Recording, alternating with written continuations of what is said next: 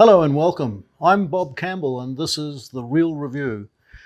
With me today I have Judy Fowler, who's the founder and owner of Puriri Hills Winery. It's a small but perfectly formed winery in Clevedon, south of Auckland.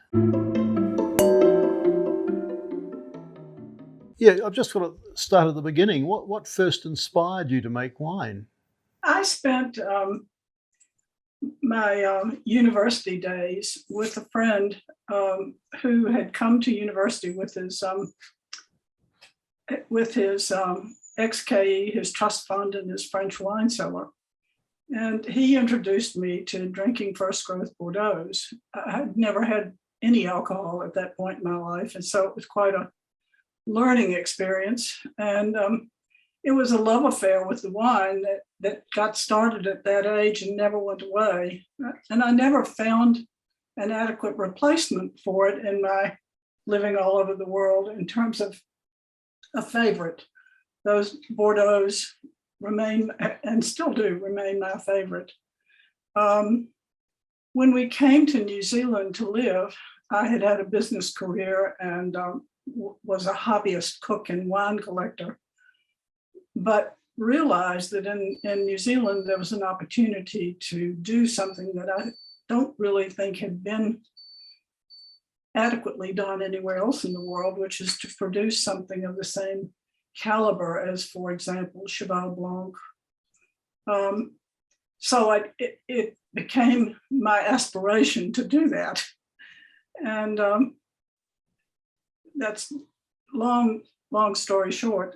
It's been a 25-year adventure now, trying to figure out how to do something that took the people in Bordeaux a couple of thousand years to learn how to do.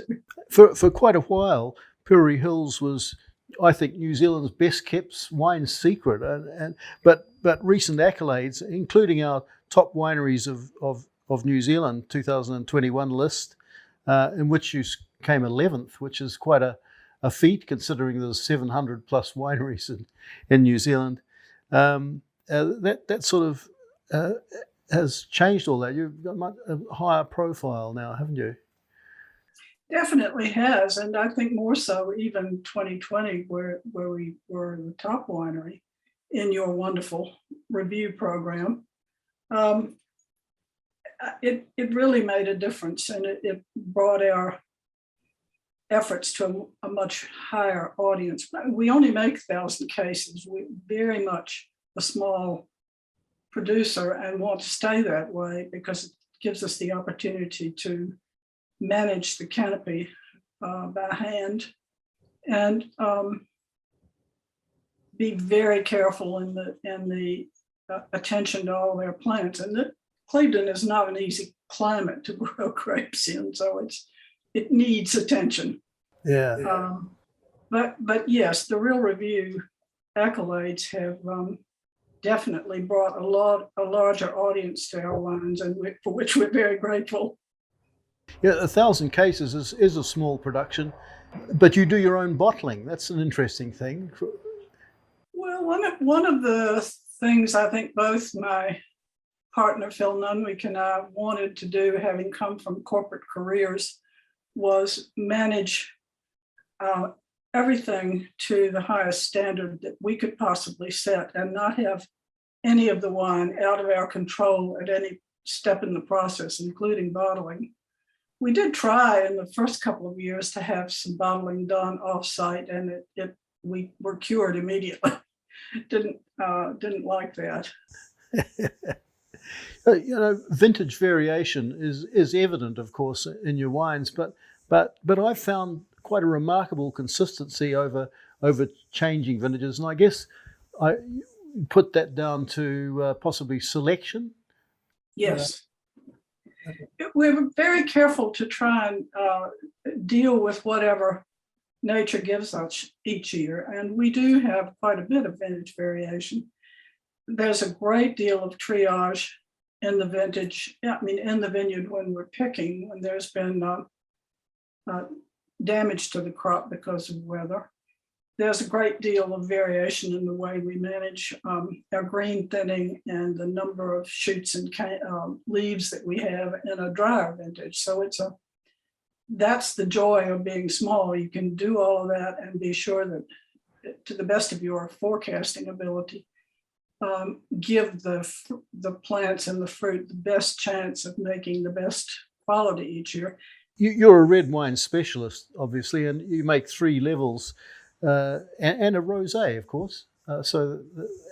Have you been? Can you explain briefly the 3 levels? I've got Pope, the highest level here today, is an illustration of label and excellence, I have to say.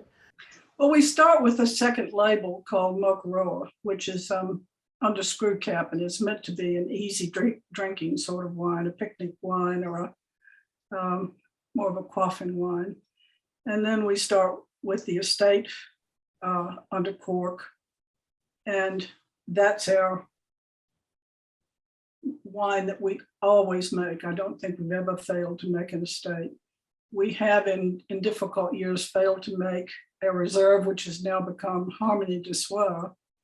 But the Harmony de Soir is our main top wine. And then there's Pope, which is an exceptional vintage wine and has only been produced 6 times or released 6 times in the 20 some years that we've been doing this now.